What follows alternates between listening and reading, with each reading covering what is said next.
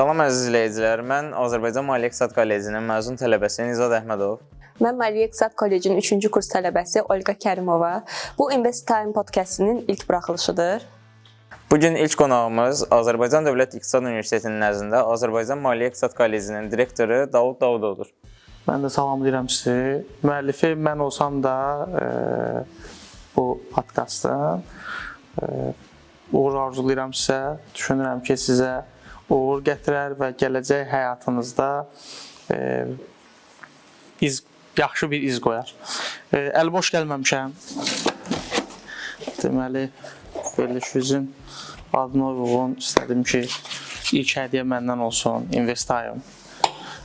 Və ümidvaram ki, gələcək qonaqlarınız da bu adət-ənənəni davam edərlər və əliboş gəlməzlər. Sizə ilk sual olaraq şəxsi həyat və uşaqlıqdan vermək istəyərdim. Uşaqlıq arzunuz nə olub Davud müəllim? İxtisas olaraq sual verirsinizsə, sözün düzü mən ixtisasca hüquqşünasam və bu anamın arzusu olub. Anam həmişə arzu edib ki, mən hüquqşünas olum və onun arzusunu həyata keçirmək naminə deyim ki, başqa bir ixtisasa bir meyl etmişəmmi, valideynlərim təsir edib, yoxsa o anamın arzusu üzərinə bu ixtisası seçmişəm. Bəs heç unutmadığınız həyat dərsi var? Unutmadığım həyat dərsi varmı? Ümumilikdə fərq etmir də, o deyir, hər kəsin formalaşmasında onun yaşadığı mühit, oxuduğu təhsil müəssisəsi olsun, böyüdüyü məhəllə olsun, ailəsi olsun, fərq etmir. Bu, ümumilikdə onun gələcəyini formalaşdırır. Həmişə dediyim belə bir söz var. Müəllimlərimizin dediyi sözlərin yaxşıları, hər bir müəllimin dediyi bir söz var ki, o qulağında bir sırğa olur. Və o sırğa, o söz səni formalaşdırır. Düşünürəm ki, bundan sonra bir 20 il ötəndən sonra, bugün o dövrdə neçə yaşınız olacaqsa, hər bir kəsdən nəyisə öyrənəcəksiniz. Ümumiyyətlə, həyat dərsi çıxartmışammı sualına tam olaraq, belə deyim, o bir söz var, deyirlər, həyata bir də gəlsəydin, eyni həyatı yaşamaq istəyərdinmi? Mən istəyərdim. Çünki bugünkü yerə gəlib çatmağımın səbəbi o yaşadıqlarımdır. Sizi bu günə qədər formalaşdıran əsas dəyərlər hansılardır Davud müəllim? Öncəki sualda cavab verdim, düşünürəm. Məni formalaşdıran böyüdüyüm ailədir, müəllimlərimdir və işlədiyim, belə deyim, kollektivdir. Bəs ən çox güvəndiyiniz xüsusiyyətiniz, ən inandığınız xüsusiyyətiniz hansıdır? Ümumi olaraq bir maksimalistəm. Hər şeyin yaxşısını istəyirəm. Yəni, biz Maliyyə İqtisad Kolleci olaraq ötən il 90 illik keçirdik. Qeyd eləmişdim ki, ya biz bunu etməyəcəyik, ya edəcəksə ən yaxşısını edəcəyik. Sizin timsalınızda, bu arxa fonda olan bizim əməkdaşın timsalında deyə bilərəm ki, biz uğurlu bir 90 illik keçirdə bildik. Belə də sizlərə tövsiyə edirəm ki, həyatda nə addım atırsa onun ən yaxşısını istəyin. Həm müvəqqəti, hələlik sözündən qaçın. Ya etməyin, ya edirsinizsə ən yaxşısını edin. Bütün əlinizdə olan imkanları səfərbər edin ki, o istədiyinizə nail ola biləsiniz. Bugünkü, bax, bu verilişin ilk verilişinizdir. Timsalında sizə deyim ki, bu sizin üçün həyatınızda bir yaxşı bir xatirə olacaq. Ən pis halda. Amma mən düşünürəm ki, ən yaxşı halda bu sizin üçün böyük təcrübə olacaq. Bu veriliş bəlkə də sizi fərqli yerə aparacaq. Bəli, siz maliyyəçisiniz, amma mən sizin timsalınızda deyim ki, Azərbaycan Maliyyə İqtisad Kollecinin çox uğurlu tələbələri var. İncəsənət sahəsində baxmayaraq ki, maliyyəçi, o sual mənim üçün də maraqlı idi ki, incəsənət hara, maliyyəçi hara. Çox uğurlu rəsm qabiliyyəti olan uşaqlarımız var. Çox uğurlu rəqs bacarığı olan uşaqlarımız var. Hətta bizim məzun bir tələbəmiz var idi. Onun incəsənət bir əsəri vardı, muncuqdan toxuduğu. Məsəl o şəxsin özü ilə əl işinə baxanda heç uyum sağlamır da. Yəni vizual olaraq böyük idi, amma bədənli və yaxşı bir görünüşlü bir tələbəmizdir, oğlan tələbəmizdir. Amma onun əl işi muncuq üzərində işləyən bir əsər, belə bir əsər idi. Çox maraqlı idi. O nöqteyi nəzərdən düşünürəm ki, bizim üzərimizə, mən rəhbər kimi və ya bizim müəllim və inzibati heyətinin üzərinə düşən əsas yük ondan ibarətdir ki, biz tələbələrimizi kəşf etməliyik. Yer düşmüşkən deyim, misal üçün Nicatı necə kəşf etmişəm, 8 martla bağlı bir videorolik hazırlamışdılar. Orada Nicatın səs tembri çox möhtəşəm idi. Mən ondan sonra belə bir təklif verdim ki, fərqli sahədə özü, bu sahədə sınaya bilərsən, bu səs tembri sənə düşünürəm ki, uğur gətirə bilər. İstəyərdim ki, peşəkar həyatınızdan danışaq biraz da. Necə oldu ki, Azərbaycan Maliyyə İqtisad Kollecinə direktor təyin olmağınız? Necə baş verdi bu? Ümumilikdə təhsil sahəsinə gəlişim çox maraqlı olub. Mən ixtisas hüquqşünasam və notariat sahəsində ilk əmək fəaliyyətinə notariat sahəsində başlamışam. Notariat sahəsində fəaliyyətə başladığım illər xüsusi notariatın, belə deyim, xüsusi notariat institutun cəmiyyətə təqdim olunduğu bir dövr idi. Pilot olaraq bir başladığı bir dövr idi. Və belə o qərara gəldim ki, mövcud işlədiyim sahədə bir elmi araşdırma eləyim. Və elmi araşdırma etdikdən sonra, belə deyim, elm sahəsinə yönəldim. Və bir də baxdım ki, mən artıq müəllim kimi fəaliyyət göstərirəm. Bu, belə deyim, həyatın bir göstərdiyi bir yöndür. İnsan çalışdıqca özünü harada tapırsa, o, belə deyim, sonraki dövrdə o tərəfə yönəlir. Özünü harada uğurlu hiss edirsənsə, xoşbəxt hiss edirsənsə, o yönə yönəlirsən, belə deyim. Bəs bu kollecdə gördüyünüz ilk dəyişiklik nə oldu? Kollecdə gördüyüm ilk dəyişiklik, belə deyim, strukturlar arasında iş bölgüsünü həyata keçirdik. Çünki məndən öncə baxış belə idi ki, vahid idarə etmə bir prinsipi var idi və belə deyim, struktur arasında iş bölgüsünü həyata keçirdik və ondan sonra düşünürəm ən uğurlu görəcəyimiz işlərdən biri tələbələri üzə çıxartmaq idi.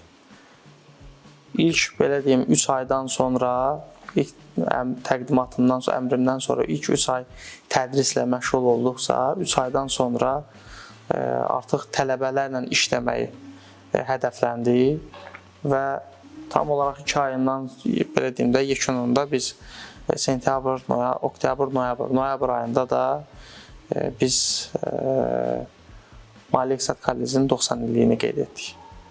Rəhbər olmaq sizin üçün nə deməkdir? Ümumilikdə rəhbər deməyim də, mənim fikrimdə müəllim olmaq. Düşünürəm, yaxşı müəllim, yaxşı valideyn olmağı bacarmalıdır. Yəni, o kəs, və ya tərsinə deyim, o kəs yaxşı müəllimdir ki, o kəs yaxşı valideyn olmağı bacarır. Ulu Öndərin yaxşı bir sözü var, milli liderimizin, təhsil millətin gələcəyidir. Bunu hamımız bilirik, hamımız qulağımızda sırğadır, amma bunun məsuliyyəti o zaman insanda yaranır ki, o prosesdə sən iştirak edirsən. İmza etdiyim vaxtı bu imzanın, dedim, ölkənin təhsil sisteminin gələcəyində 1%-də də bu imzanın rolu varsa, o bir insanda məsuliyyət yaradır. Ki, bu atacağım imza yaxın və uzaq gələcəyimizi formalaşdıracaq. Ya yaxşıya, ya pisə. O zaman böyük bir məsuliyyət yaranır insanda. Ona görə də rəhbər olmaq böyük bir məsuliyyətdir. Amma onu da deyim ki, çox qürur verici bir haldır təhsil sahəsində olmaq. Bu, heç bir sahə ilə əvəzlənə bilməz mənim fikrimcə. Bu, nə hüquqşünaslıqla, nə həkimliklə, nə digər sahələrlə fərq etmir. Çünki bütün sahələrin başında bir müəllimlik dayanır və bu çox maraqlıdır və çox məsuliyyətlidir. Bir direktor olaraq yəqin ki, çox problemlə qarşılaşırsınız. Bəs indiyə qədər kollecdə ən böyük problemlərdən hansı ilə qarşılaşmısınız? Olub müraciətlər, bərpa ilə bağlı olub, tələbələrin bərpası ilə bağlı olub, qayıb limiti ilə bağlı ola bilər. Sadəcə olaraq hər bir problemin, hər bir tələbəmizi uzaqlaşdırmışıq. Misal üçün, o uşağı ad soyadını deməyim, amma yadımdadır. Uzaqlaşdıranda çox fikirləşdik. Çox fikirləşməyim ondan ibarətdir ki, biz o uşağa dəfələrlə belə bir şərait yaratdıq ki, onu biz qazanaq, onu cəmiyyətə qaytarmağı bacaraq. Amma yekunda yəni heç bir formada uyğunluq gətirə bilmədik. Və sual verə bilərik ki, nə üstündə uzaqlaşdırmısınız?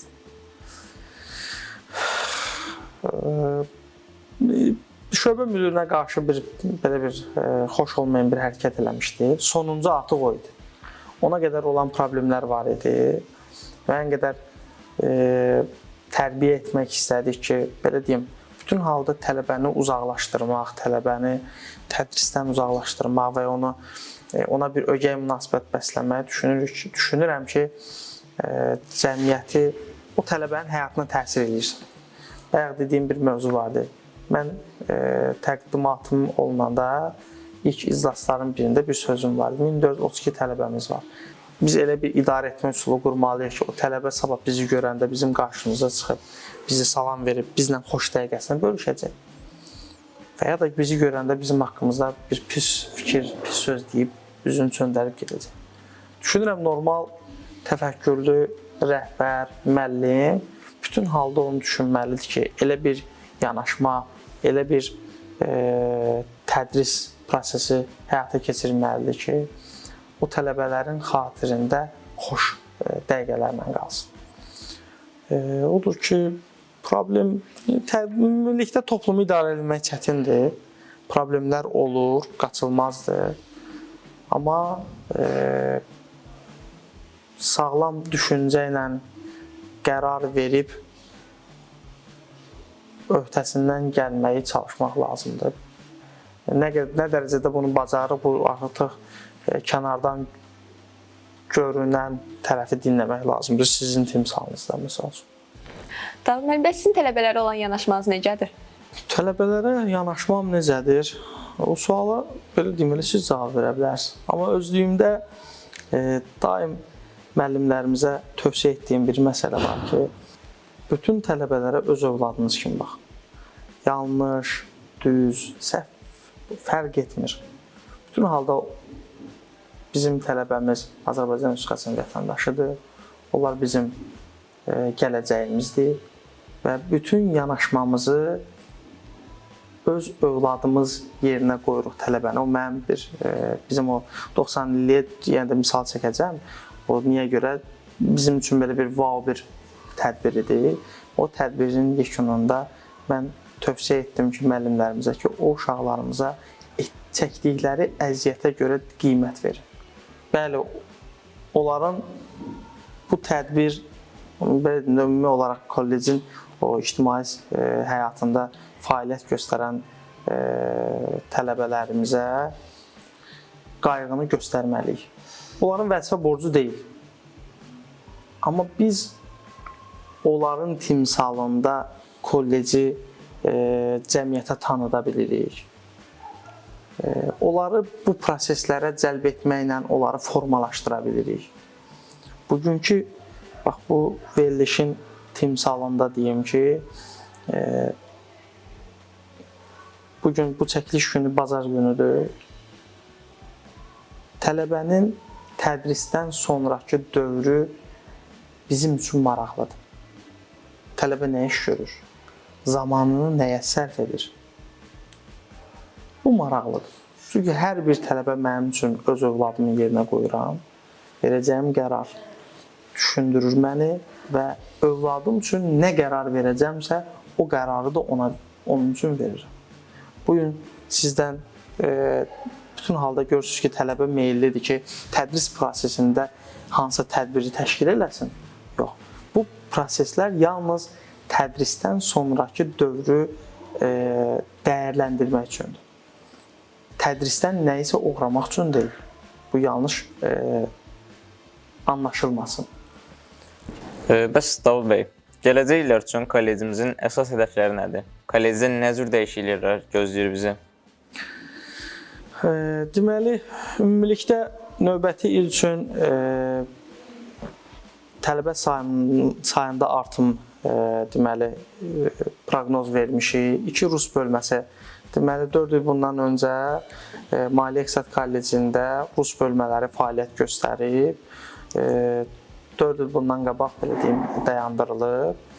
Bu gün bizə çoxsaylı müraciətləri nəzərə alaraq artıq belə bir qərara gəldik ki, mənim rəhbərliyim dövründə çoxsaylı müraciətləri qeydə almışıq və belə bir qərara gəldik ki, növbəti il əgər rəhbərlik tərəfindən dəstəklənəcəksə, biz 2 rus bölməsini, maliyyə və mühasibatlıq ixtisasından 2 rus bölməsini elan edək. Bununla bağlı Rus İqtisad Məktəbi ilə görüş keçirmişik və tədrisi onların tədrisinə uyğunlaşdırmaq şərti ilə və eyni zamanda İqtisad Universitetinin rus dilində tədris edən müəllimləri cəlb etməklə deməli bunu təşkil edəcəyik. Ümumilikdə daha gələcək yönümlü suallardan söhbət gedirsə, imtahanların hər iki korpusda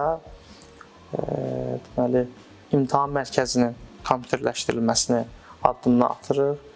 Artıq bu avadanlığın təmin etmişik. Proqram tərəfini və təcrübə olaraq buradan Əvət müəllimə təşəkkürümü bildirirəm ki, bu prosesdə bizə dəstək göstərəcək. Tapşırıq bu yöndədir ki, yəqin ki, çox keçmədən çatdıra bilsək, belə deyim, tədris ilinin sonuna qədər bu prosesi tam olaraq yekunlaşdıracağıq. Burada nədən söhbət gedir? Burada imtahan mərkəzindən söhbət gedir, burada tələbələrin şəxsi kabinetindən söhbət gedir, burada elektron jurnaldan söhbət gedir və ilaxır, belə deyim. Ümumi olaraq belə bir hədəfimiz uzundur. Ümidvaram ki, yaxın gələcəkdə bu prosesləri təmin etməyi bacarırıq. Davud müəllim, kollecdə məzun olan tələbələrimizin işə düzəlmək üçün hansı addımlar atılır? Ümumilikdə təcrübə ilə bağlı bir çox şirkətlə müqaviləmiz var ki, tələbələrimizin real təcrübə keçməsində təmin etsinlər və təcrübədən uğurlu keçən tələbələrimizdən sırasında var. Hansı ki, həmin şirkətlərdə işlə təmin olunublar. Amma ümumilikdə bir prosesi belə dilə gətirmək istəyirəm. Əksər hallarda kollec bugünkü tələbə üçün universitetə keçid etmək üçün maraqlıdır, belə deyim. Amma mən düşünürəm, bu yanlış bir düşüncədir. Bəli, ümumilikdə statistik göstəricini desəmsə, son 5 il ərzində tələbə sayımızın 500-ə yaxın bir məzun hər il belə deyim, məzun olur, tələbəmiz məzun olur. Bunun da 65% üzəri universitetlərə qəbul olurlar. Yerdə qalan 35% də bizim tələbələrimizdir. Adəti üzrə onların cəlb olunmasında maraqlıyıq. Çünki onların cəmiyyətə qayıtmasında, cəmiyyətdə formalaşmasında maraqlıyıq. Və həmişə bir yanaşmam var, tövsiyəm var tələbələrə ki, diplomun rənginə görə tədris, yəni qiymət naminə oxumayın. Çünki hara belə deyim də, diplomun rəngi sizi qurtarmayacaq da. Nə müəllimdən əldə edəcəksinizsə, özünüz üçün nəyi əldə edəcəksinizsə, o sizin inkişafınıza, gələcək inkişafınıza təsir edəcək. Suallarımızı biraz da işdən kənar və hobbilərimizə çevirək. İşdən sonra vaxtınızı necə dəyərləndirirsiniz? İşdən sonra hal-hazırda elm işlə məşğulam, onunla ciddi məşğulam, belə deyim. Bu aralar onunla sıx məşğulam. İnşallah Ümidvaram ki, qısa zamanda bu proses yekunlaşdıracağam, uğurla yekunlaşdıracağam. Özümə verdiyim həmişə bir kino olur. Kino seçirəm ki, belə bir həftədə bir dəfə də olsa bir kinoya baxım. Kitab oxumağa, belə deyim, əgər kitabın mövzusu maraqlıdırsa, maraq cəlb edəcəksə, bu tarix belə deyim, kitabları daha çox sevirəm. Real təcrübə, real hadisələr üzrə çəkilmiş kinolar, real hadisələrdən yazılmış kitabları daha çox sevirəm. Ola bilər, çox az hallarda avtomobil idarə edərəm. Əvvəllər daha çox olardı, indi belə bir azalır. O məni bir sakitləşdirə bilər. Bir də musiqi dinləməyi çox sevirəm. Bəs indiyə kimi hansısa idman növü və yaxud da ki, musiqi növü ilə məşğul olmusunuz? Məşğul olmuşam. Mən Sumqayıt şəhərində, mən uşaqlığım Sumqayıt şəhərində keçib. Deməli, Fikrət Əmirov adına musiqi məktəbinin fortepiano ixtisası üzrə bitirmişəm. İdman olaraq da Sumqayıt bir saylı uşaq idman məktəbinin belə deyim, idmançısı olmuşam, boksla məşğul olmuşam. İndi isə tələbələrimizdən gələn sualları verəcəyik Davud müəllimə. Davud müəllim, sizin üçün uğur nədir? Ümumilikdə insan üçün uğur yaşadığı həyatı düzgün yaşamaq, çəkdiyi əziyyətin bəhrəsini görmək. Tamam, bu ailədə övladların uğurudursa, işlədiyin mühitdə indi tələbələrimin uğuru, müəllim heyətimin öz üzərində işləməsi, onların yeni məqalə üzərində çalışması və ya hansısa bir dərs vəsaitin üzərində çalışması, bu düşünürəm ki, bir rəhbər üçün uğurdur, bir şəxs üçün uğurdur. Geriyə dönüb həyatınıza baxdığınızda, mən bunu yaxşı ki etmişəm dediyiniz an, o zaman, o necə baş verib? Yəni elə bir an olubmu? Yaxşı ki elmi işlə məşğul olmuşam. Sıradan digər əməkdaşlar kimi o zamanlar çalışsaydım, bugün gəlib bura çıxmazdım. Düzdür, elmi işlə məşğul olmağımın səbəbi nə vaxtsa pensiyaya çıxardım. Onda mənə deyəndə ki, niyə, yəni elmi işlə marağın nədir? Deyirdim ki, tamam da bugün mövcud işlədiyim sahədə olan prosesləri araşdırmaq və bu elmi ad gələcəkdə nə vaxtsa mən gedib akademiyada dərs deyərəm. Mən Aviasiya Akademiyasının məzunuyam və düşünürdüm ki, nə zamansa təqaüdə çıxanda gedib Aviasiya Akademiyasında tədrislə məşğul olaram. Amma qismət elə oldu ki, bu elmi işlə məşğul olmağım mənim tədrisə gəlməyimi sürətləndirdi. Və yaxşı ki, məşğul olmuşam ki, sizin kimi gəncliklə tanış olmuşam və həyatımızı birləşdirib. Hər bir insan motivasiyadan, ruhdan düşür və siz ruhdan düşəndə motivasiyanızı necə qaldırırsınız? Adətən, belə deyim, günə xoş başlamaq üçün səhər-səhəri olur ki, xidməti maşından istifadə eləmirəm. Öz maşınıma əyləşirəm və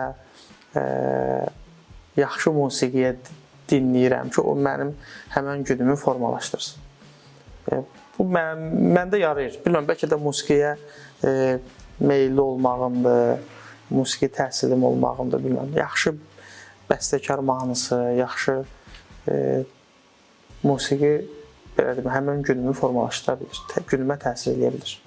Ən xoşladığınız musiqi bəs hansıdır? Ən xoşladığım musiqi. Bütün deyərdim ki, yaxşı musiqi. İlqar Muradovun musiqilərini dinləyirəm. İradə İbrahimovanın musiqilərini dinləyirəm. Ümumiyyətlə, yaxşı musiqini dinləyirəm. Dedim, bəstəkar əziyyəti olan musiqi mütləq ki, seçilir. Yəni, digər musiqilərdən seçilir.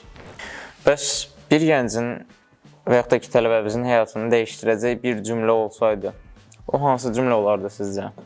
Mən buradan tövsiyə edə bilərəm. Ümumi olaraq, həyatda xoşbəxt olacağınız işlə məşğul olun. Mən əminəm ki, o iş sizi, gələcəyinizi formalaşdıracaq. Sizin gələcəyinizə təsir edəcək. Tələbələrinizlə daha yaxın olmaq üçün hansı təşəbbüsləriniz olub? Hansı təşəbbüslərim olub? Əslində belə deyim, bütün halda tələbə bizim üçün tələbələri öz övladımız kimi hesab edirik. Övladım yerinə qoyuram. Məsəl üçün Nicatın ilk Nicatla bağlı olan yaxşı bir təəssüratım var. Gəldiyim, belə deyim, kollecə təyin olunandan sonra ilk görəcəyim işlərdən biri də könüllülərin yaradılması idi. Günlərin bir günü bir şəhid qardaşımızın barəsində bir kino çəkilmişdi. O kinonun təqdimatında bizim könüllülərdən şəhid anamız xahiş etdi ki, o könüllülərimiz o tədbiri təşkil eləsin. Və o tədbir zamanı Nicatın bir hərəkəti vardı, deməyim indi qısaracaq. O an Nicatı, necə deyərlər, o baxışı məni cəlb elədi, o hərəkəti məni cəlb elədi. Ümumilikdə belə deyim, uşaqlarımız da çoxdur. Fərdənin timsalında, Nicatın timsalında, nə bilim, Jalənin timsalında çoxdur uşaqlarımız. Hər biri mənim üçün çox dəyərlidir, çox əzizdir. Və ümidvaram ki, həyatlarına yaxşı notlarla, belə deyim də, iz qoyacaq və illər keçdikcə də, belə deyim, o çəkdiyimiz əziyyətin qədrini bilərlər, belə deyim. Mənə gəlir Nicat bu sualı özü üçün verib. Amma yenə də deyirəm. Bir günlük vəzifənizi hansısa tələbəyə versəydiniz, bu tələbə kim olardı? Məsələ budur ki, Nicat artıq bizdə məzun olub da, tələbəmiz deyil. Nicat şansı da qaçırıb. Kim olardı? Fərdi olardı. Fərdi Allah verdi ev. Soyadını düz dedin? Allah verdi ev. Fərdi olardı. Fərdə o da maraqlı tələbədir. İdeyaları ilə, fikirləri ilə, bütün halda duruşu, danışığı maraqlı qızımızdır. Onu tövsiyə eləmək olardı. Düşünürəm ki, o bir gün ərzində Fəridənin çox maraqlı təklifləri olardı. Bütünlükdə mən düşünürəm ki, gəncliyi dinləmək lazımdır. Onların fikirlərini dinləmək lazımdır. Onlarda çox maraqlı fikirlər var. Sadəcə olaraq onu üzə çıxartmaq, onun üçün şərait yaratmaq lazımdır ki, o potensialı görə bilək. Belə düşünürəm ki, o bir gün ərzində Fəridədən biz onu görə bilərdik. Bəli, Davud müəllim. Suallarımız bu qədər. İzləyicilərimizə, tələbələrimizə hər hansı bir sözünüz varsa buyurun. Mən sizə təşəkkür edirəm. Bu proyektə zaman sərf etdiyinizə görə və düşünürəm ki, bu proyekt uğurlu olacaq və proyekt bizim digər tələbələrimiz üçün stimul olacaq və daha maraqlı təkliflərlə tələbələrimiz müraciət eləyəcək və ümumilikdə bütün bu proseslər, bu veriliş və bu, belə deyim, əməl bizim Azərbaycan Maliyyə İqtisad Kollecinin inkişafı üçündür, onun cəmiyyətdə tanınması üçündür və cəmiyyətə fərqli bir tərəfdən özümüzü göstərmək üçündür. Çünki bütövlükdə Azərbaycan Maliyyə İqtisad Kolleci əsas istiqamət olaraq iqtisad yönümlü, kiçik mütəxəssis hazırlasa da, bizim o tələbələrimizin geridə, arxa planda saxladıqları uğurlarını təqdim eləmək bir rəhbər kimi mənim borcumdur ki, bu proses onun üçün addım atılıb. Düşünürəm, bugünkü veriliş bizim digər tələbələrimizə stimul olar və onlar da maraqlı təkliflərlə bizə yaxınlaşarlar. Sizə uğurlar arzulayıram. Sizi, belə deyim, Respublikada belə uğurlu veriliş, nə ki təhsil sahəsində, ümumilikdə belə bir uğurlu veriliş olacağına əminəm. Yekunda mən buradan maliyyə sahəsində, bank sahəsində, ümumi olaraq ictimai xadim olaraq şəxslərə səslənirəm. Bizim gəncliyimizə dəstək dursunlar, bizim tələbələrimizə dəstək dursunlar. Çünki onların buna ehtiyacı var. Mən düşünürəm, biz əgər sağlam gənclik istəyiriksə, hər birimiz bu prosesdə iştirak etməliyik. Hər birimiz bu prosesdə əlimizdən gələn dəstəyi əsirgəməməliyik. Uğurlar sizə. Çox təşəkkür edirik Davud müəllim sizə. Sağ olun. Bəli, əziz izləyicilərimiz, bugünkü podkastımız bu qədər. Siz də əgər gələn səfərki qonağın kim olmağını istəyirsinizsə, bu videonun şərh bölməsinə əlavə eləyin. Biz də sizlər üçün hər hansı qonağı istəyirsinizsə, onu dəvət edək, gətirək. Sonda isə şərh bölməsində öz fikirlərinizi bildirməyi, like etməyi və ən əsası abunə olmağı unutmayın.